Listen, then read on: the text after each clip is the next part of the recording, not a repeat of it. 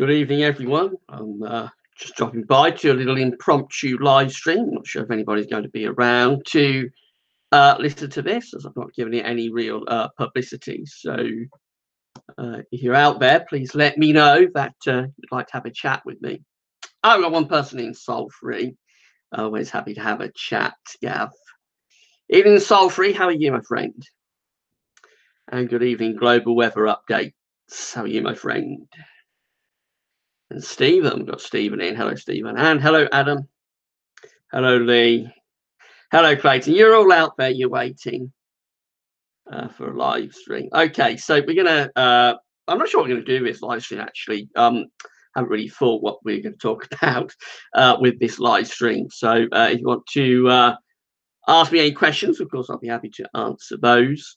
Got a change in the weather coming up next week, I think. So high pressure looks like it's becoming more influential. We've had 2 or 3 weeks of quite unsettled weather over the past week or so. About around 3 weeks now, I think it's been unsettled. But it looks like we're going back to high pressure next week. Max is asking about doing a snow watch with live stream. So I want to leave the screen share off tonight, Max. So I'm going to just have a relaxing sort of evening. Had a very busy day today. I've been doing, I've done 4 recordings over 2 YouTube channels. And I've also been doing a bit of gardening as well. So I'm just having a quiet evening here at Gowsworth's Towers, drinking a cup of tea, and I thought I'd just drop by and have a quick impromptu chat with you. So I'm going to leave the have a restful night. I thought leave the screen share off tonight. I think snow is primarily going to be for the far north of the country anyway, and primarily over higher ground. So there could be a little bit of sleety, wet snow coming down to lower levels across Northern Ireland tonight and tomorrow. Again, it's Scotland, it's Northern England, but it's primarily or specifically over high ground, I think. So I'm not sure it's going to be to lower levels. Maybe Sunday could bring some snow showers into northern parts of the country, though.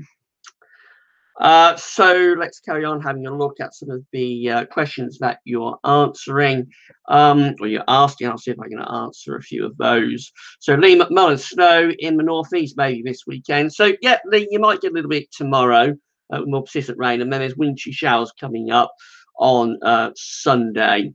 So it should be a case of watching this space, but it's still very marginal stuff, as it usually is, you get through to this time of year. But there could certainly be a bit of snow around. Rowan Ashby is asking an update on Storm Gary. So has tomorrow's low pressure been named? I'm not sure if it has or not. I've been sort of out of the loop a little bit today. So if someone can let me know tomorrow's storm has been named, that will be that'll be very useful if you can let me know whether tomorrow's low pressure has been named. Up to this morning, I know that it hadn't been named, but have UK Met and Met Air named it.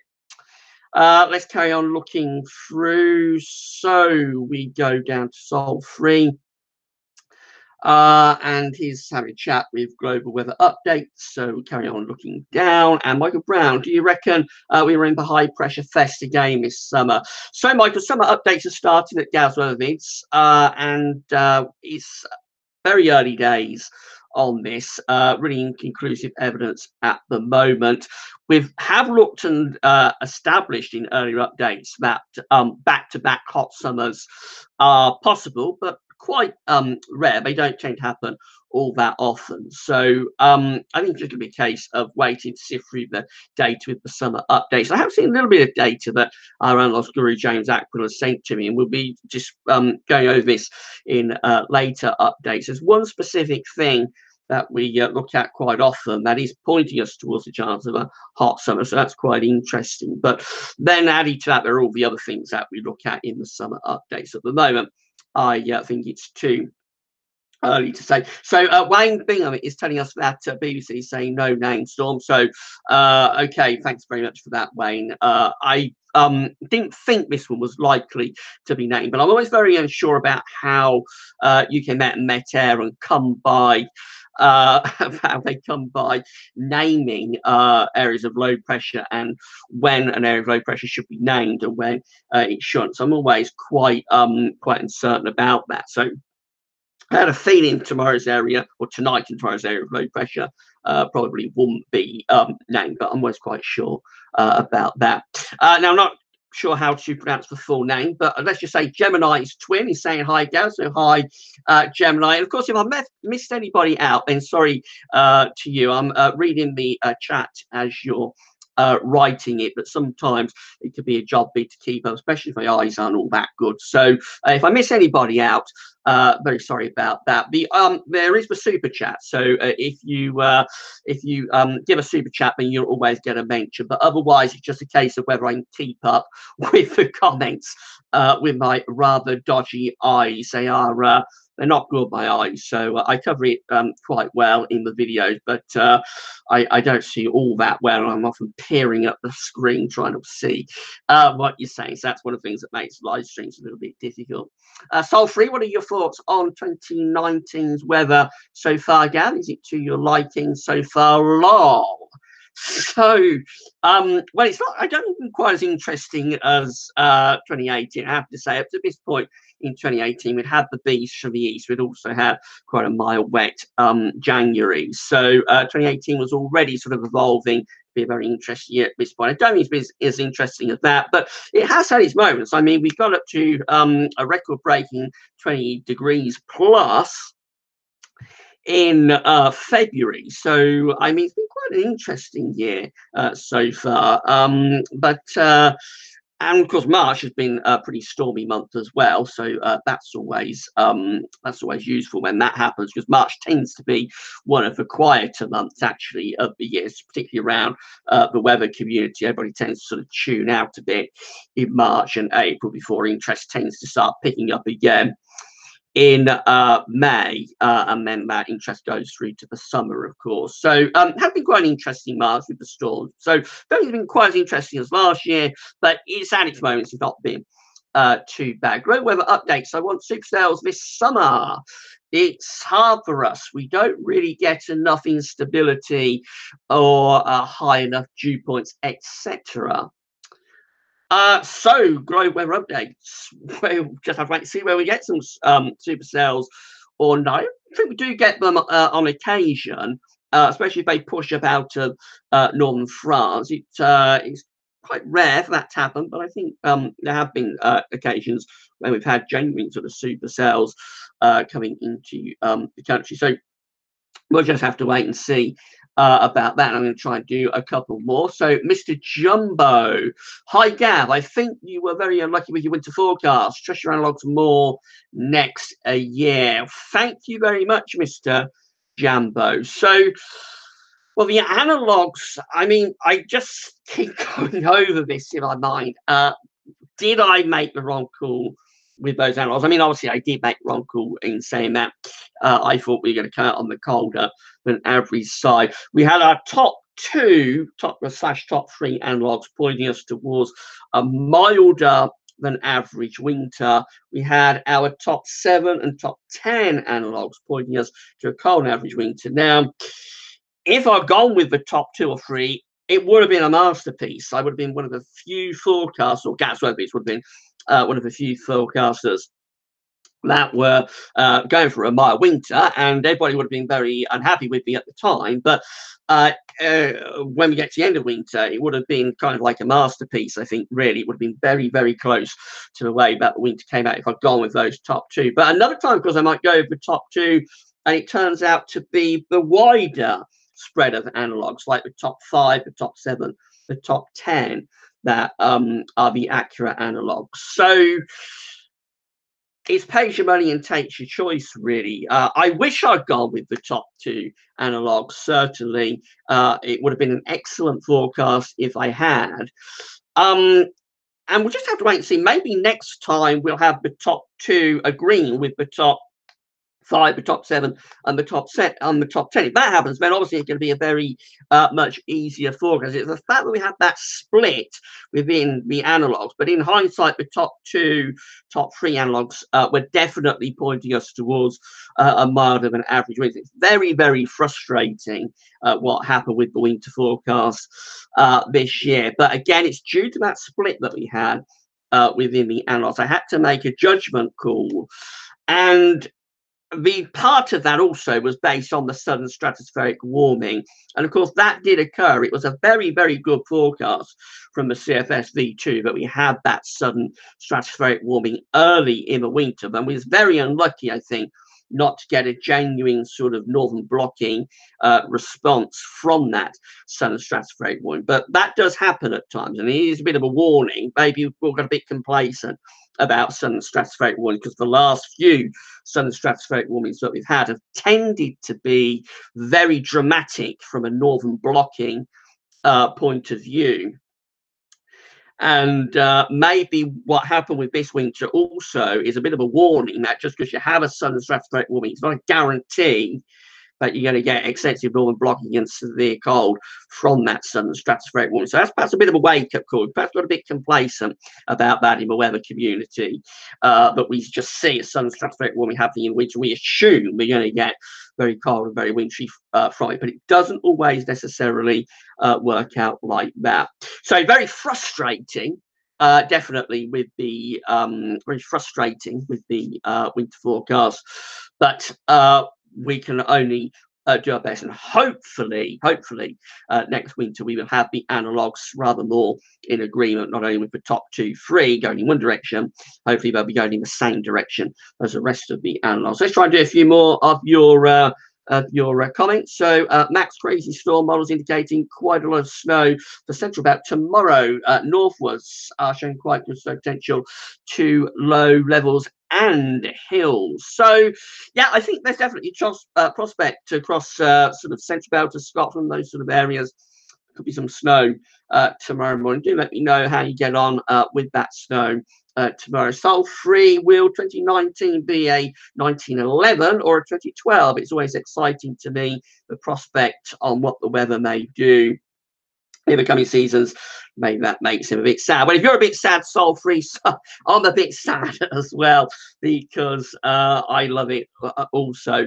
But it will be really interesting to see what happens after that hot summer. So do we kind of like have a back-to-back hot summer situation? Last time we had one of those was quite a long time ago, 94, 95, although I suppose to some degree what year would it be, 2003, 2004 possibly as well.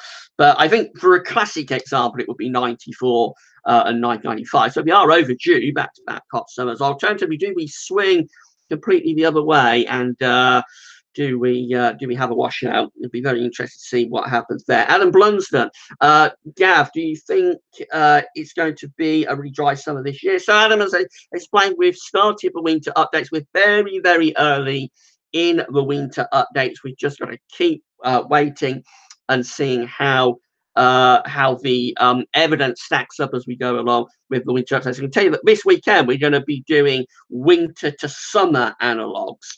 I've had a look at the years we're going to be looking at. I haven't yet had a look at the analogues themselves. Our analogues guru Jones will be getting those together for us very soon. But that's what we're going to be looking at this weekend. It'll be winter to summer analogues. And we're so early in the process of the summer updates that if I said that, yes, I think we are going to have a dry summer, I'd just purely be guessing at that. There's no particular evidence either way that we've seen yet to tell us what's likely to be happening this summer. Let's see if we can do one or two more for you. So I'm going to carry on scrolling down. As I say, if I miss anybody out, very sorry about that. My eyes aren't very good, so I'm just sort of peering. I'm peering at the screen, trying to keep up with the comments. It's a good job that I'm doing these on the fly. I mean, not all that well publicized, because I have a lot more comments, I suppose, if I was sort of giving everybody notice about what we're doing here. So then it really would be a job to keep up. I'm going to try and do as many as I can. So John Williams, will there be strong winds again tomorrow? So yeah, John, going to be another really windy day. I think could be seeing gusts again across some tonight, tomorrow. Could be seeing gusts up to the 50, 60 miles an hour in some places, maybe more, possibly 70, 80 miles an hour, kind of like around those western facing coasts and those kind of places. So yeah, going to be another pretty blowy old day, but once this one gets out of the way, finally we're going to start to see things come down. I saw somebody earlier on today just sort of remarking how long this wind has been going on for. It appears to have been windy for I mean, it appears to have been pretty windy for like 3-4 weeks or so. Now it probably isn't that long, but it certainly seems to have gone on a very long time. So I think we are due to get some lighter winds. I think most people will think that's a welcome change that's coming along next week. Chair Wall 44 OMG. So I'm not sure what you're so shocked about, Chair. We're doing a live chat here on the fly. I haven't publicized it, so maybe you're maybe a little bit shocked about that. Who knows? But hello and good evening to you anyway. Global weather updates.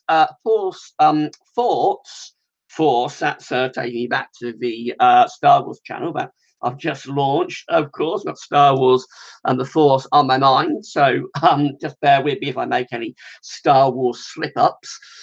So global weather updates. Thoughts on the 2019 hurricane season. I think it could be above average. So it's going to depend on ENSO, of course. A lot of that will be down to whether we see this El Nino taking off or not. We know that the El Nino has strengthened quite unusually during February. That's quite unusual to see El Nino strengthening through February. So it will depend, I think, this hurricane season on whether that El Nino continues to strengthen. Because when you have an El Nino going on, you tend to dampen down the tropical Atlantic quite a lot. It's one of those sort of feedbacks that takes place in the global weather system. Conversely, if we were to swing to a La Nina, we're going to start swinging into a cold event this summer and into the autumn, then that will favour a ramping up of the El Nino, the hurricane season. So really early days on that. It's a bit warmer than average though down in the tropical Atlantic, I think, at the moment. So if that was to continue to strengthen, then that will be one of the things that will possibly head us and point us towards a greater hurricane season. But it's really early days about that. So I would just watch this space, see how things progress over the next 2, 3, 4 months. Freddie Walker, hi Gav, you mentioned weather has been weird since last year's Beast from the East. Why has it been weird, strange? So I don't think it's related directly to the beast from the east. We had the southern stratospheric warming in February, what are we now? 2019, so it's February 2018. Had that southern stratospheric warming. It led us to the beast from the east. And then after that, we went into a very extended, sort of prolonged period of high pressure that lasted through particularly the latter part of the spring, through the summer, into the autumn, has gone on into the winter, albeit it's not been a northern blocking area of high pressure, kind of been a mid-latitude area of high pressure. Now, I don't think that the weather patterns that we have through the winter this year were directly related back to the southern stratospheric warming and the beast from the east last winter. But I would suspect that the forcing mechanisms within the atmosphere, it's all a little bit technical and complicated for a live stream, I have to say, so I hope I'm not boring anybody, but I suspect that the feedback mechanisms that caused the beast from the east and the southern stratospheric warming in February last year, those things were still at play within the atmosphere through the summer and into the autumn and into this winter. It's interesting that now we seem to have flipped into a rather more typical type weather pattern through this March. But it looks like that's maybe a little bit temporary. We might be starting to see signs of the high pressure coming back again. So this could be quite a pivotal point, actually. The next sort of 4 weeks or so could be quite important for certainly the rest of the spring and maybe even into the summer. I have to say I'm feeling a lot more confident about our spring forecast, spring forecast compared to compared to the winter forecast. So already I think we're off to a reasonable start with the spring forecast. We suggested quite an unsettled, changeable spring. March may be heading towards higher pressure later in March, and then that trend towards higher pressure probably continuing into April. I think all the signs are there that that's getting reasonably. That's going to be a reasonably accurate prediction. So I'm feeling a lot happier, have to say, about the spring forecast compared to the winter forecast.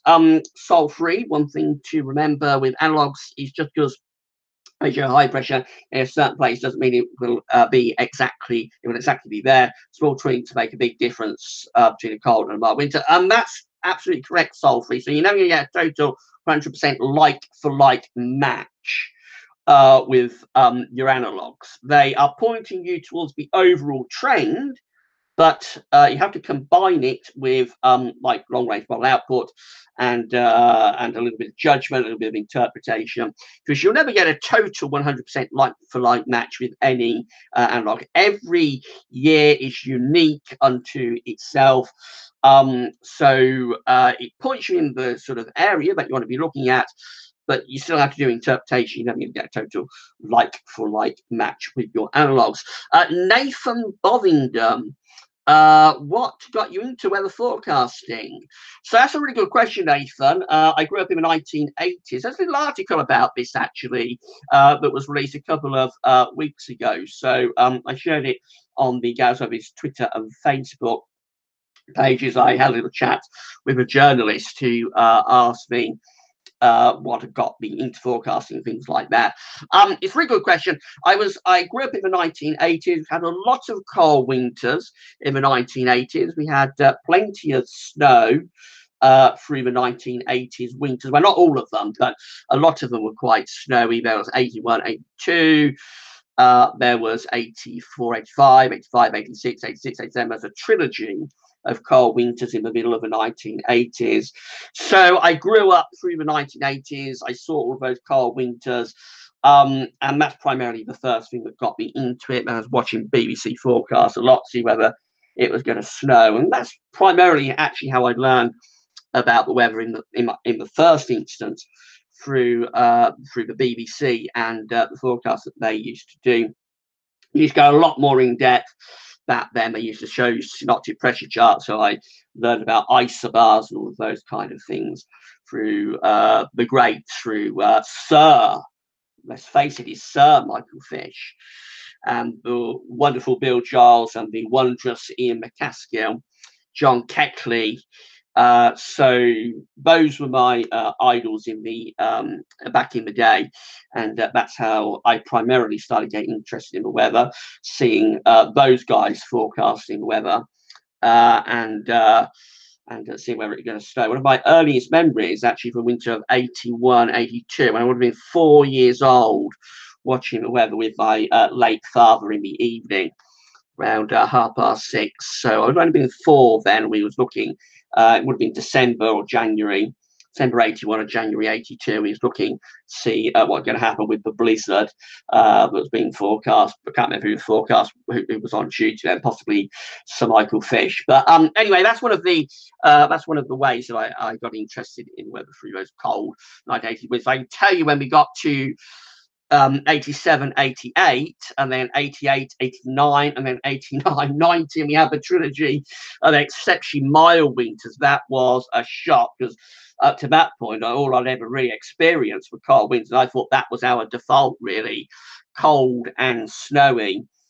So when we got to those late 1980s winters, Gav was a little bit crestfallen. Let's have a look at one or two more for you, Ben. So I'm going to try and scroll down and have a look at one or two more of these. So Chair Wood is asking when Christmas updates are going to start. So Chair, it's a little bit too early for Christmas updates, I have to say. I think people do get very cross with me for doing Christmas updates in November. I have one or two people that get quite upset with me and tell me off. So I think if I was to start doing Christmas updates, excuse me, if I was to start doing Christmas updates in March, I would get myself into all sorts of trouble. You're trying to get me into trouble, I think, Chair, and I'm not going to play. So Christmas updates not before the 1st of November. Gemini's twin, 2 hot summers back to back would be great. So it does happen. I mean, it has happened in the past. We proved that when we did that update a little while ago. So it's not out of the realm of impossibility that we might have a hot summer. Michael Dunn has joined us. So, hey, Gav. Hey, Michael. Have a great evening. Max asking what my favourite weather type is. So, to be honest, Max, I don't have a favourite weather type. When I was younger, I enjoyed snow. But now, really, it's just about getting the forecast correct. When you get older, when you get into your 40s, as I am, getting older, it kind of like loses its gloss a little bit, the snow. So I'm not overly keen on snow. I don't mind it, particularly. It would be particularly nice having it around Christmas and New Year. But really, it's just about getting the forecast correct for me now. And I don't think you can beat a nice, warm, sunny summer's day. To be honest, I do appreciate, as I'm getting older, that it's nice to have a warm sunny summer's day. Anything under around or at around 30 degrees, that's fine. But I mean, when it gets around 32, 90 Fahrenheit, then it does get a little bit too much at times. Let's carry on. Down. So Michael Dunn is saying that I'm an excellent forecast. Well done. That's great. Thanks so much, Michael. Always appreciate people's kind comments, and it's always nice to know people are enjoying what we're doing. Mr. Jumbo 1986, do you think this solar minimum will be a big player in the next winters, with it being especially a weak cycle? So that's a good question, Mr. Jumbo. We know that when you're around solar minimum, you increase the chance of having colder winters. So, although obviously that didn't come off with last winter, and we know that it's particularly early in the new solar cycle when that tends to be the case. So actually, it's not the solar minimum winter itself. It tends to be the winters that are kind of like 1, 2, possibly 3 years after the solar minimum, have the greatest chance of being a cold winter. So that kind of like loads the dice. It's like loading the dice, if you like, in favour of a cold winter. But it doesn't guarantee anything. It doesn't mean that just because you're at that point in the solar cycle, you're going to have a cold winter. All the other elements are very important. So if, say, you was 1 year or 2 year 2 years before or 2 years after solar minimum, I should say. So let's say you're 2 years into the new solar cycle. That increases your possibility, your chance of getting a colder winter. But then what happens is you have a super El Nino. So you spike the temperature in the ENSO region, and that would override everything else that's going on, really. So if you had a super Nino, even though you're only a couple of years into the new solar cycle, the Super Nino will probably still deliver a very mild winter. That's what happened, for example, in 97, 98. Everything on paper about 1997, 1998 indicated a cold winter for that winter. There was even a tripole in the Atlantic, can you believe? So we even had that warm over cold over warm three-way band through the Atlantic. And the winter itself of 97, 98 was a negative NAO and negative AO winter, but it was that super El Nino that forced up the ridge to develop through southern Europe that kept us bathed in mild air through that winter. Otherwise, I think 1997, 98 would have been a cold winter, and then we'd actually have had a trilogy of cold winters through the 1990s, and people would have viewed the 1990s as a very different decade. It's viewed as a decade, but it was very poor for cold winters, because there's only a couple. There was 1990, 1991, and 1995, 96 Also, to some degree, 96, 97. So it's kind of like 3 winters that were cold in the 1990s. But if it hadn't been for that Super Nino, I'm certain, I've always been certain, that winter, 97, 98, would have been a third cold winter, and then we'd have had 3 back-to-back. We'd have a trilogy of 95, 96, 96, 97, 97, 98, with only a couple of years into what would have been then solar cycle number 23. So everything on paper, solar activity was still quite weak, had a tripole in the Atlantic.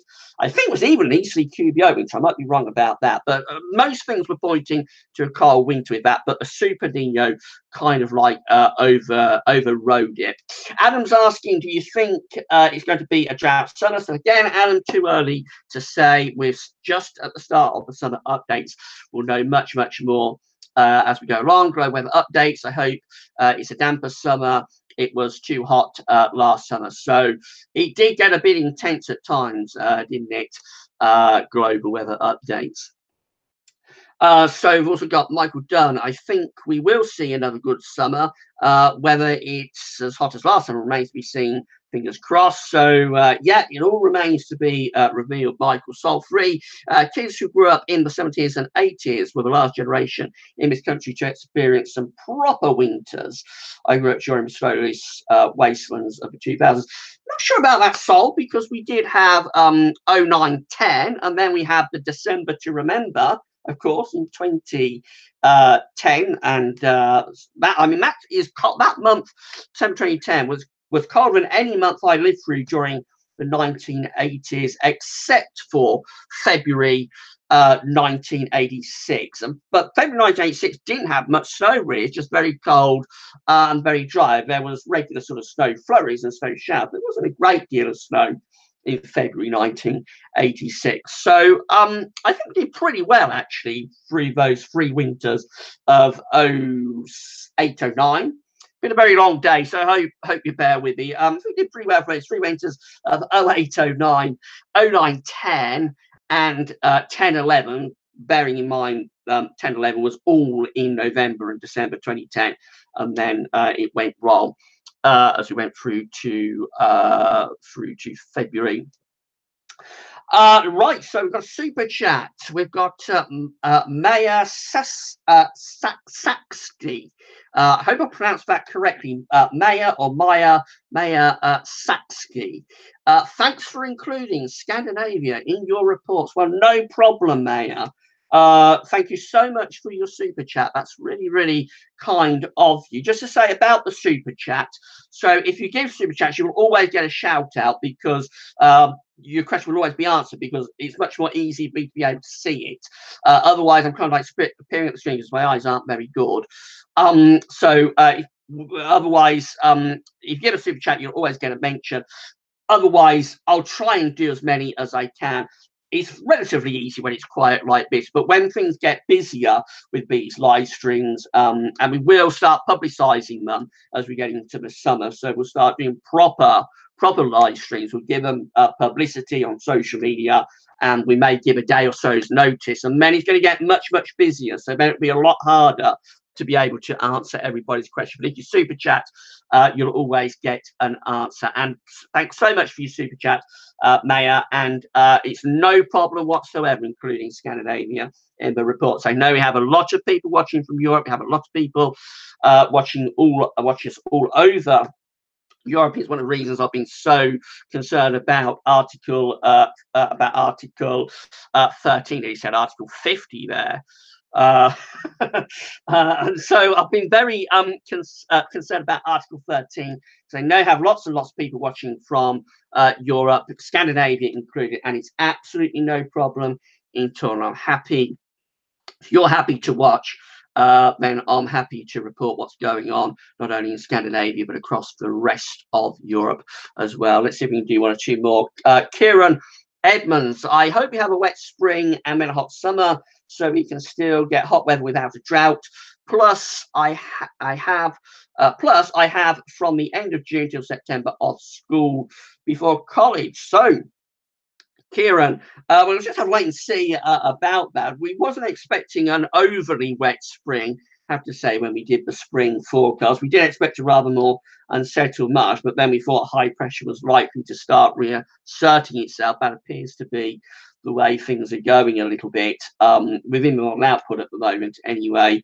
So we'll just have to wait and see. This situation from February to March, as I've explained before, it is reminding me quite a lot of 2 years. It's reminding me quite a lot of 1998. We're just talking about the very warm February of 1998, followed by a much more unsettled March, and eventually a cold April with quite a bit of snow. It also reminds me quite a bit of 2008, which again, it wasn't as warm in February in 2008 as it was in 1998, but it was pretty dry that month, and there was a pretty warm second half to February 2008. And as we got to March and April 2008, became a lot more unsettled and a lot colder. However, I don't think we're going to have as much cold, and I don't think we're going to have as much snow, certainly through the second half of March, as we did in the second half of March 2008. So we might already be beginning to deviate from that. And then that would bring the other example, which would be 1995. Situation been a little similar to 1995. So that had a very mild February in 1995. It had quite a coldish and unsettled March. It was actually a bit of a snow event. I think it was around the 2nd of March 1995. But then when that got out of the way, from April 1995 onwards, high pressure reasserted itself, and that took us into a very hot and very dry summer in 1995. So there are a few examples to go at there, and they do lead to very different summers, of course, because 1998 and 2008 were very unsettled summers. They were very poor summers, whereas 1995 obviously was a very hot summer indeed. We've had 18 thumbs up, so a big thank you to our 18 thumbs uppers. If you would like to give us a thumbs up, if you'd like to give us a like, let us know that you're enjoying this little impromptu live stream. That would be great, and thanks so much for doing that. Let's scroll down, have a look at one or two more. So I've got Michael Dunn. I remember the 80s with having snowy winters. Yep, that's right, Michael. They weren't all snow, but there was a lot of them in the 1980s. As I say, those trilogy of cold, snowy winters in the middle of the 1980s were primarily what got me into the weather in the first instance, watching BBC forecasts. When we got to those late 1980s winters, the three of them were very mild. They were a shock, I can tell you that. I thought our climate in the UK was cold and snowy, but they brought me down to earth with a very, very big bump, I have to say. Let's have a look at one or two more. So we've got Kush Gamer saying, hi Gav, hello Gav, hello Kush, hope you're enjoying your Friday evening, hope you're enjoying this little impromptu live stream. Let's see, we've got one or two more that we can look at. So Chris Clifford, I love watching your vids, Gav, plus with Soleil or Soul. I don't know what Chris is saying there, but thanks so much for telling me that you're enjoying the vids, Chris. That's really, really kind of you. We do like to know that people are enjoying what we're doing. Generally, everybody is very, very kind. We always have one or two people that are going to post the odd unkind comment, but they're not worth worrying about. Generally, most people are very, very kind, and they're very lovely about what we're doing. And thanks so much for that, Chris. Let's see if we can have one or two more. So Chris is again saying, with solar minimum and the atmosphere so volatile, could we be getting more storms and severe weather events? I'm not sure about that, Chris, really. So I'm not sure that the weather is any more volatile than it ever has been. I suppose we probably go from more sort of extremes, be they extremes of cold, such as we had with the beach freeze in February, to the very extreme heat that we had in July last year. But again, to be honest, I'm not sure the weather is any more volatile than it's ever been. I'm sure you can look back at any time and find great volatility of the weather. So let me know what you think, though. Maybe I'm wrong with my judgment on that. Mayus is asking, any thoughts on summer yet? So again, I've explained earlier in the live stream, Maya, that we're just at the beginning of our summer updates. It's very, very early days on them. We have proven that we can get back-to-back hot summers across northern parts of Europe. We did an update with that a couple of months back now. Where we showed some years where we did manage to pull off back-to-back hot summers. So just without a hot summer last year in 2018 does not mean that we can't get a hot summer this year, but it is unusual. It doesn't happen all that often. So it's just going to be a case of watching this space. We've got more summer updates coming up for you over the next few weeks. Analogs update number 2, I think, is going to be on Sunday. As I explained, that's going to be looking at winter to summer analogs. So we'll be looking at the sort of patterns that we've had this winter, finding years that had similar winter patterns and seeing what the summers were like that were following those. So it's going to be quite an interesting update.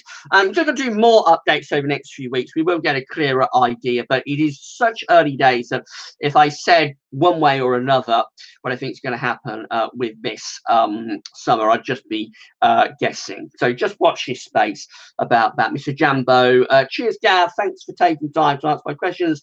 Keep up the good work.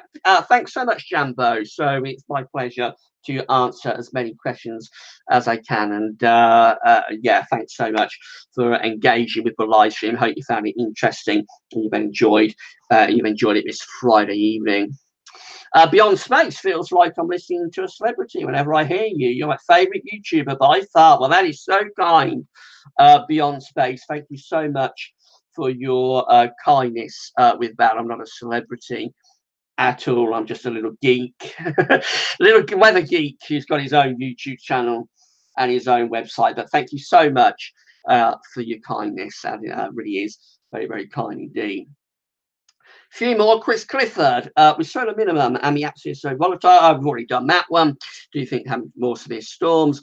Let's carry on and have a look at one or two more global weather updates. We do hurricane updates and outlook. So that's a good question, actually. I've never really done a hurricane forecast, actually, as of this, because not an area that I particularly specialize in. I know the basics that if you've got an El Nino, it'll tend to dampen down hurricane season. If you've got a La Nina, it'll tend to ramp up hurricane season a little bit.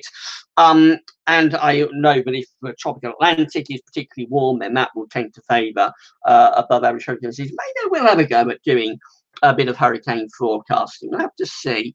We'll have to see about that. Soul free. This may cause controversy, so you don't have to answer. But what are your thoughts on the idea that the solar minimum will bring a large-scale cooling? I have no opinion. In brackets. So there are all sorts of theories about going to ice ages and going to a grand solar minimum that's going to pull down the overall temperature. To be honest, it's a little bit above my pay grade, so I don't really have an opinion on it as such. I would say that we've been hearing about this for quite a long time, and at this point, we've not seen a great deal of sign that we're going to go into a pronounced cooling of the earth. But then maybe you never know. Maybe we will. So I think it's going to be a case of watch this space. And to be honest, say it's a little bit above my pay grade. There are channels that very much specialise in this kind of thing. And they're probably ones to keep a close eye on. So it's a little bit above the pay grade of Gab with his YouTube channel and website. Gemini Twin, shout out to Magic Mike. He wants to know if it's going to be a good season for gardening. So again, we're going to wait and see how things progress there. Gemini, let's carry down. Have a look at Alexander Ashby, Storm Hannah wind speeds. So in fact, tomorrow's area of low pressure, Alexander, I was asking about whether this low pressure has been named or not. Up to this morning, it hasn't been named. I'm a little bit outside the loop, though, about whether it has been named. Somebody in the chat said it hasn't been named yet. Tomorrow's area of low pressure going to generally be producing 40 to 60 mile an hour gusts, I think, for particularly western parts of the country down in the southwest. Although I haven't looked at that this closely with the model output this evening, I have to say I'm going on what I saw with the model output this morning, so things might have changed over this evening. I think we're looking at around 50 mile an hour gusts, but potentially, possibly, we could see gusts going up to sort of 70, 80 miles an hour in very specific areas around coast. So we'll just have to wait and see how strong, how intense the gusts are. But certainly it's going to be pretty windy again. It's going to be pretty wild out there again tonight and tomorrow. But once this one is out of the way, we're going to see things becoming a lot calmer. Beyond Space, you're a celeb to me. Thanks, Gav. So thanks so much, Beyond Space. You're a very, very kind person. Nick Jagger asking, was 2008 a thundery summer? So I don't think it was particularly thundery, actually. I can't remember a great deal of thunder activity, but it was quite a wet summer. There were regular downpours. It was often overcast, cold, wet, miserable days, although the CT for the summer of 2008 actually comes out not too bad. But as I always say with summer, the CT doesn't give you the whole story, really, because, I mean, if the temperature in the summer, it's, let's say in July, there's a day in July where the temperature is 15 degrees throughout the whole day and it's pouring with rain, but then the temperature at the night time only drops to 13 degrees. Well, if that happens, you're going to come out with a relatively mild day.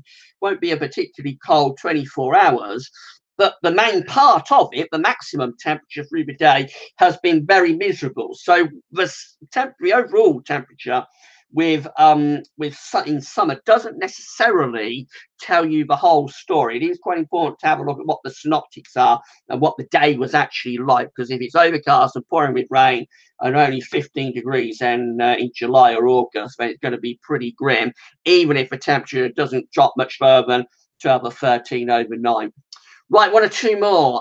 Let's have it. But overall, Nick, it was quite a wet summer, quite an overcast summer. There was heavy showers and storms, but I don't remember it as a particularly thundery summer. Let's have a look at one or two more global weather updates. You should. It's very interesting. The front right quadrant is the strongest part. I think we're talking about hurricanes there. So yeah, just leave with me. I might have a look at that in the future. Might do a hurricane forecast. That'd be quite interesting to do. If you're enjoying this live stream, please give us a thumbs up, click like on the video, and let us know what you're doing. 24 likes so far. Big thanks to all of the thumbs uppers. Let's have a look at one or two more if you can. Probably going to wrap this up in around 10 minutes. We've been talking for around an hour then, so we'll probably start to wrap things up then, but we've got another 10 minutes or so where we'll keep talking if you keep asking your questions. So let's have a look at one or two more. Alexander saying he thought that he'd heard, but it was Hannah. So I'm very unsure about this now. Has the low pressure for tonight and tomorrow been given a name? I have to check out UK Met Office Twitter feed when I finish this live stream. That they always keep you up to date. Do give them if you're on Twitter, do give them a follow. They will always keep you up to date with the new named areas of low pressure. Up to this morning, it hadn't been named, and it didn't look like it was going to be named, but possibly it has been this evening. I'm not sure. Nick is saying, I want some good thunderstorms this summer, so we'll just have to wait and see about that. George is saying trees starting to bud and flower. Spring has arrived.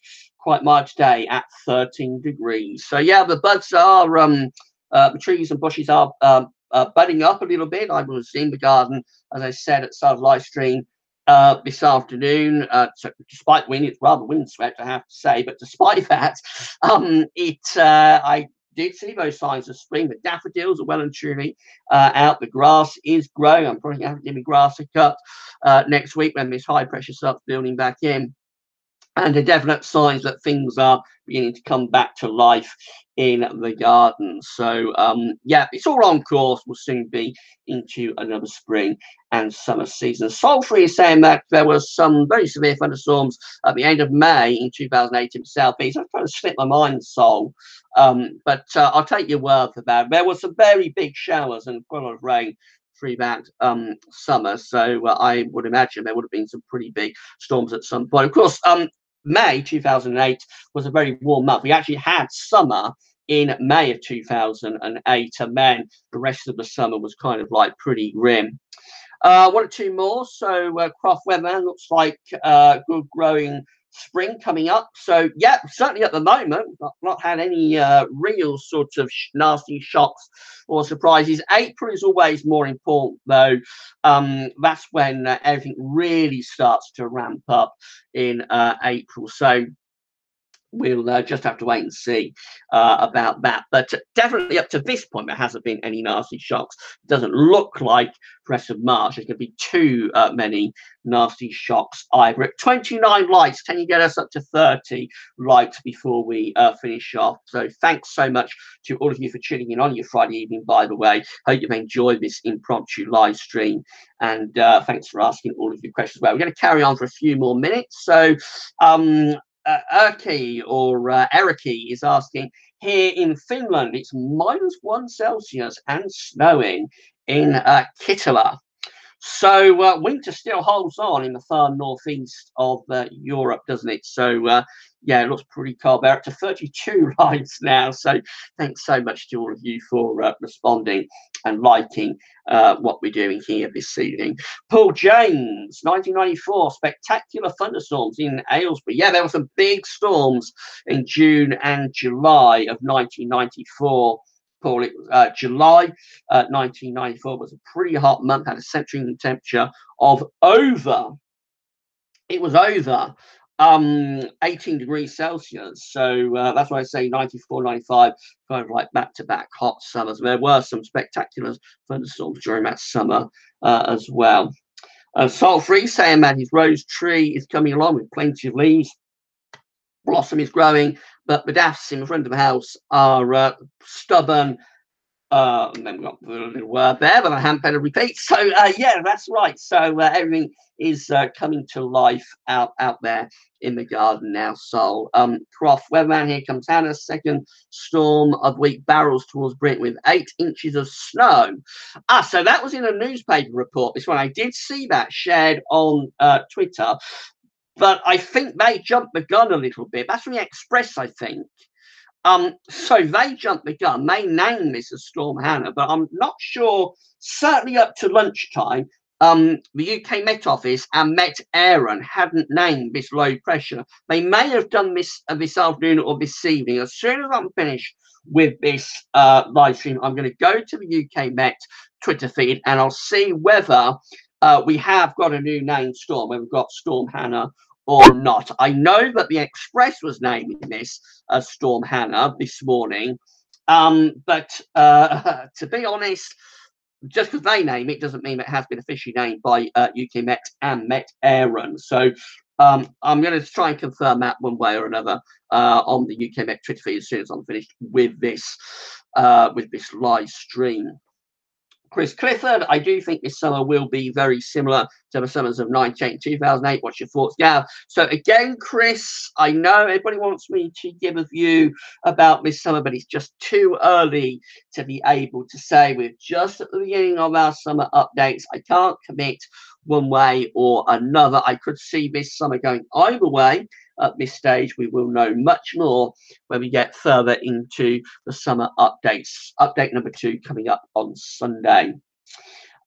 Richard saying that nighttime temperature in many areas close to urban heat islands have risen over recent years, leading to higher average temperatures. Rural areas are 2-3 degrees cooler at night with lower average temps. That's true, Richard, because I live in the sticks. I'm in the countryside, and it is very noticeable, even on a warm or a hot summer's day. It is very noticeable the drop in temperature that takes place when you're in town, Northampton. For me, of course, we call it town, going to town. So for me, when I'm in town in the summer, always noticeable when you come out of town and you get into the countryside, that drop in the temperature is always quite noticeable. So free look at BBC weather forecast from 24th June 1994. Some proper storms. There's footage on YouTube. Yeah, that's from my good friend Kevin Bradshaw. I think Kevin has a long sort of history of videos, BBC weather forecasts, but he recorded back in the 1990s and 2000s. He posted them all on YouTube. I've already looked at those, or a lot of those. So Kevin, do check out Kevin Bradshaw's YouTube channel. He's an old sort of friend of mine from the Weather Outlook forum. And he's on other forums as well, but I know from the Weather Outlook forum back in the day, in the early 2000s, we both sort of started on Weather Outlook together. And yeah, I've seen those videos on Kevin's website, so they're worth having a good look at if you want to see how real BBC forecasts should be done from the greats like Sir Michael Fish back in the day. Getting towards the end now, I'm going to wrap this up very shortly. Again, thanks so much for tuning in on your Friday evening. It always blows me away that people want to spend an hour listening to me gabble on through a Friday evening. But thanks so much to all of you for tuning in on this Friday evening. Let's look at one or two more. So Croft confirming that Storm Hannah did come from the page this morning. We'll go have a look at one or two more. So we've got Erky saying cool summer plausible in Scandinavia. I suppose it's always likely to be cooler there than any other parts of Europe, I would have thought. Solfrey, I'm in the sticks, only 20 miles away from London, but back in February 18, he managed -9. So yeah, that certainly is the kind of thing that can happen in that situation when you're outside of an urban area and you're in the countryside. Right, so I think we've been talking for about an hour. I hope you found this live stream fun. I hope you've enjoyed it. Thanks so much for tuning in on your... Got another message coming through. So I'll just look at this one. Michael Thornhill. Do you think it would be a good summer for gardening? Again, Michael, I know everybody wants me to comment about this summer. It's too early for me to give a view one way or the other. I'm just hoping as a gardener myself that it is not going to be as continuously hot and dry as last summer was. That was a very, very difficult growing season last year. I'm just hoping it's not going to be quite as hot and dry as last summer. Soul-free, I loved every minute. I look forward to the next. Good night, Gavin. Enjoy your evening. Get yourself some biscuits with your tea. It's not going to be cold if it's not cold by now. So I've actually been drinking that as I've been sitting here talking to you. So thanks so much, Sol. Thanks so much to everybody for tuning in. And I think there we're going to call it a day. We've been talking for an hour. Croft Weatherman is confirming that Met Office have not named the storm. It is not Storm Hannah at this point. The Express, as they usually do, jumped the gun and got it wrong. So it's just an area of low pressure at the moment. But again, that doesn't mean that it's not going to pack a punch. Just because it's not been named doesn't mean that it's not going to pack a punch. And this is one of the downsides of storm naming. And we saw it last weekend. I think it was Saturday night, Sunday. Because you can still get some very nasty winds and destructive winds, even when the low pressure hasn't been named. So just because this hasn't been named, just because it's not officially Storm Hannah, please don't think that it's not going to be nasty. Please don't think that those winds aren't going to be disruptive. Please don't think the rain isn't going to be very heavy. It will be. The winds will be nasty, especially around northern, western, southern facing coast. There will be snow as well, a lot potentially at higher levels, some at lower levels through parts of Scotland. So again, just because that low pressure hasn't been named, just because it's not officially Storm Hannah, please do not think that it's not going to pack a punch. It will pack quite a punch. But once we get it out of the way, once it's gone through, have a cold and showery day on Sunday, and then things will start calming down next week, and we will have some drier and warmer weather through the course of next week. Right, so that's it then. I'm going to cut off the live stream there. Thank you so much for tuning in for an hour on your Friday evening, particularly as I know it's not the time of year, but a lot of you are particularly interested in the weather during. So I know a lot of you are waiting for summer. I know a lot of you enjoy having cold weather in the winter and the snow. This time of year is always a quieter time of year. And that's the reason that I'm learning the craft with live streaming, actually. So I know that we haven't got a huge amount of people watching. And that means that if I get anything wrong, if I muck anything up while I'm learning the craft of live streaming, it doesn't really match. I know that you guys are going to be very, very sympathetic, and you won't mind too much if something goes horribly, horribly wrong while I'm sort of learning or trying to learn what I'm doing. But it always amazes me that even when we don't publicize these live streams that I'm learning on at the moment, that I still have a lot of people tuning in. So a huge thank you to all of you for spending your Friday evening with me, or an hour of your Friday evening. Do enjoy the rest of your Friday evening. Thanks so much for tuning in. Going to be an interesting weekend of updates, but weekend forecast coming up tomorrow. We'll have a week to 10-day video update tomorrow as well. Going to be CFX 6 on broadcast tomorrow evening, just for fun, but I know how much you all love that one. And then on Sunday, we're going to have, what have we got coming up on Sunday? Oh, Gazzo is Sunny Round, of course, and the second summer analogs update. So do please keep checking back to all of the updates over the weekend. Again, thanks so much for tuning in on this Friday evening. There will be more impromptu live streams coming up. When I'm not quite so tired, in the next one, I'll get the screen share back working. Again, we'll do a little bit more screen sharing. Just have had a very long day today, and I'm quite tired, so I just want to have a relaxing evening chatting with you. But again, thank you so much for tuning in, and enjoy the rest of your Friday evening. Enjoy the rest of your weekend. And that's it. We'll sign off there. Thanks for watching.